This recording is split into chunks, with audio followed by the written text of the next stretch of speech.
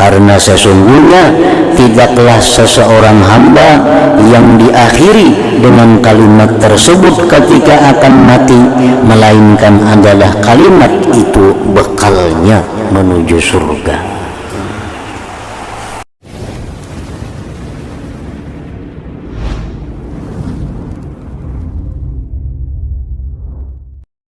Bismillahirrahmanirrahim.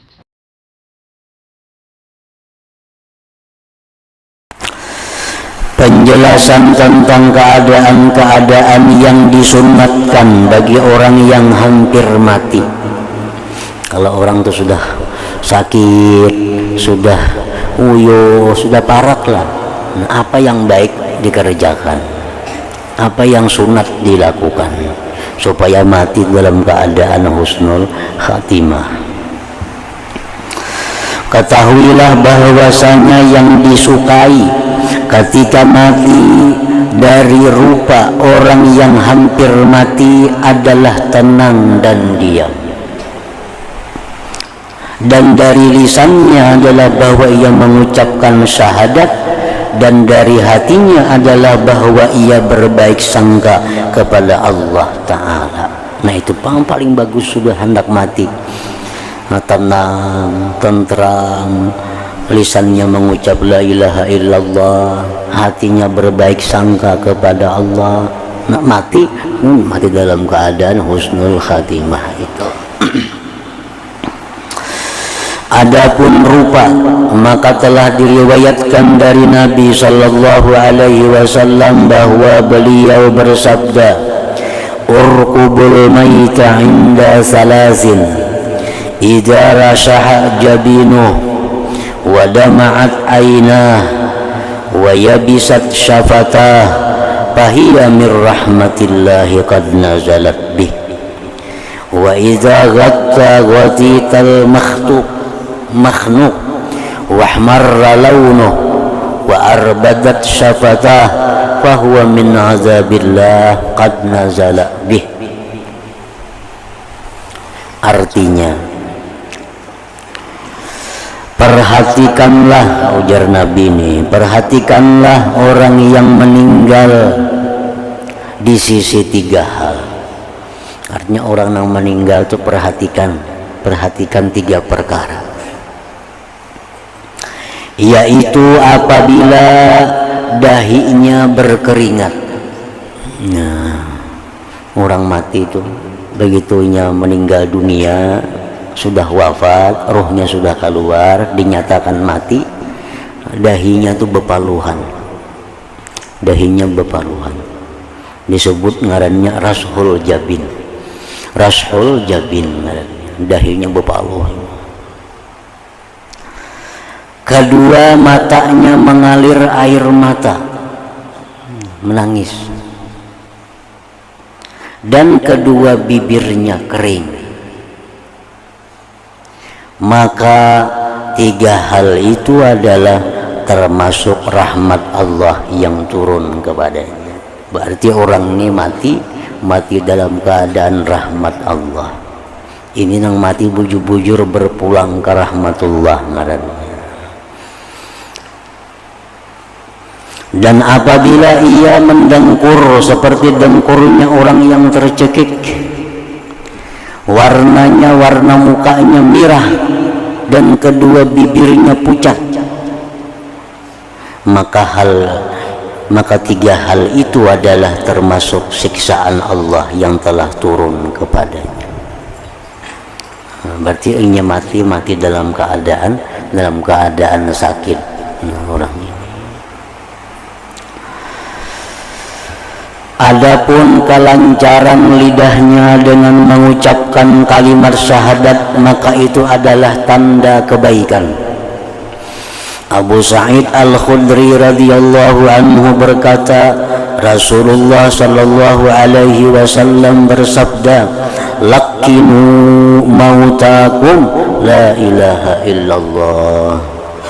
Artinya, ajarkan, bacakan orang yang hampir mati di antara kamu dengan kalimat la ilaha illallah.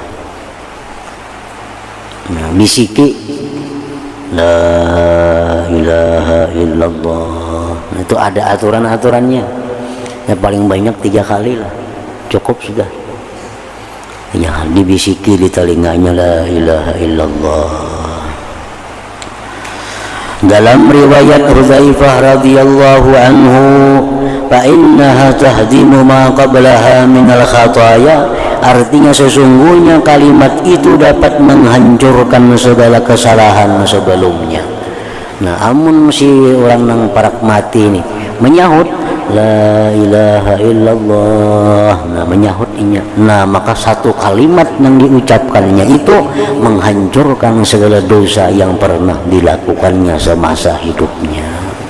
Habis sudah dosanya. Kali lagi kalau hendak mati itu bisa mengucap la ilaha illallah.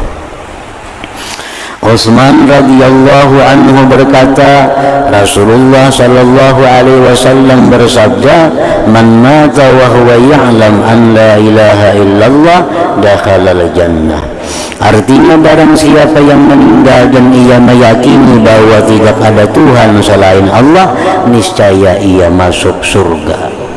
Ubaidullah berkata, wa huwa yashhad, artinya dan dia bersaksi. Utsman radhiyallahu anhu berkata, apabila orang yang akan mati hampir mati, maka ajarkanlah, bacakanlah kepadanya kalimat la ilaha illallah. Karena sesungguhnya tidaklah seseorang hamba yang diakhiri dengan kalimat tersebut ketika akan mati, melainkan adalah kalimat itu bekalnya menuju surga. Umar radhiyallahu anhu berkata, datangilah orang-orang yang akan mati di antara kamu. Artinya mun ada kita dengar kabar si fulan sakarat, si fulan banget, nah datangi. Dan ingatkanlah mereka, maka sesungguhnya mereka melihat apa yang tidak kamu lihat. Nah orang sakarat tuh melihat yang kada kita lihat. Ya, malaikat-malaikat melihat malaikat maut, melihat macam-macam dilihatnya. Maka sesungguhnya mereka melihat apa yang tidak kamu lihat. Dan ajarkanlah mereka dengan kalimat la ilaha illallah. Abu Hurairah radhiyallahu anhu berkata, saya mendengar Rasulullah sallallahu alaihi wasallam bersabda, hadara malakul maut rajulan yamut fanadhara fi qalbi falam yajid bihi syai'a fafakka lahyaihi fawajada tarafa lisanih lasikan bihanakih yaqulu la ilaha illallah faghufira lahu bikalimatil ikhlas. Artinya malaikat maut mendatangi seorang laki-laki yang akan mati. Lalu ia melihat di dalam hatinya, maka ia tidak mendapatkan sesuatu di dalamnya.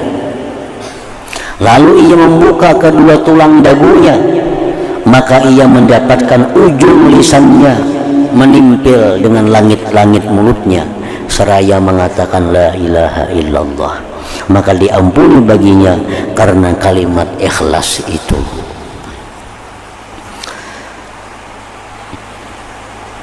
Dan semestinya bagi orang yang mentalkinkan yang hidup nih mengucapkan la ilaha illallah itu, agar ia tidak memaksa dalam talqin. Jangan memaksakan supaya menyahut tuh, jangan.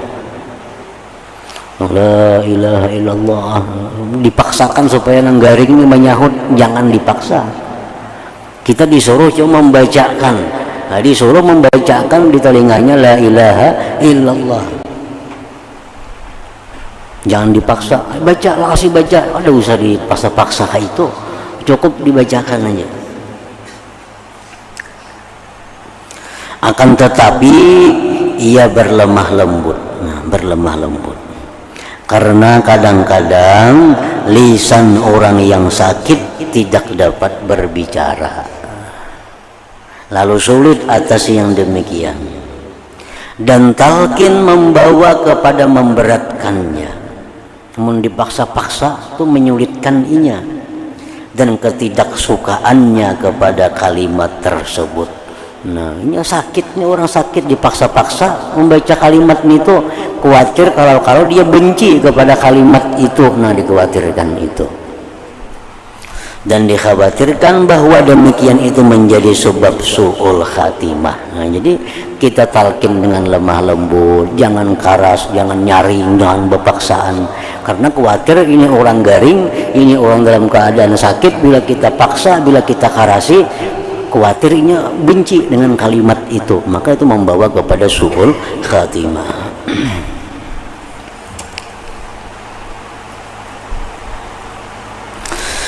Hanya saja makna ini kalimat adalah bahwa seseorang mati dan tidak ada di dalam hatinya sesuatu selain Allah.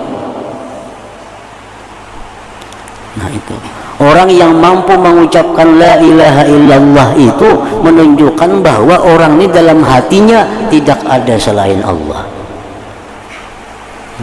Ini sulit.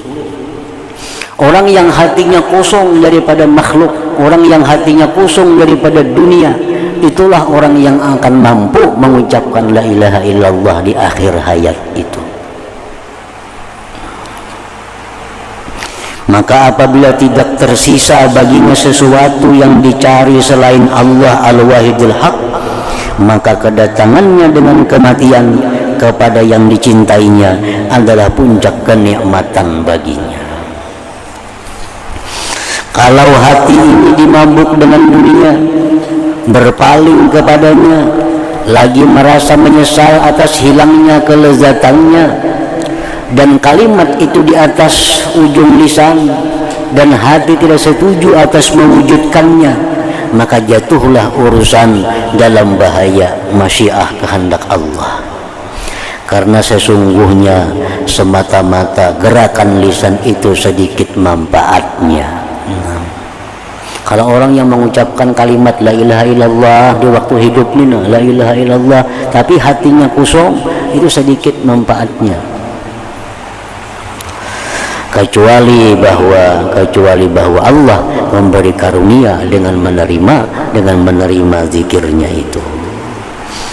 Nah, jadi yang pertama yang disunatkan pada orang yang hendak mati itu adalah mengusahakan mengucapkan kalimat la ilaha illallah. Nah, yang kedua mengusahakan agar husnuzan dengan Allah Subhanahu wa ta'ala.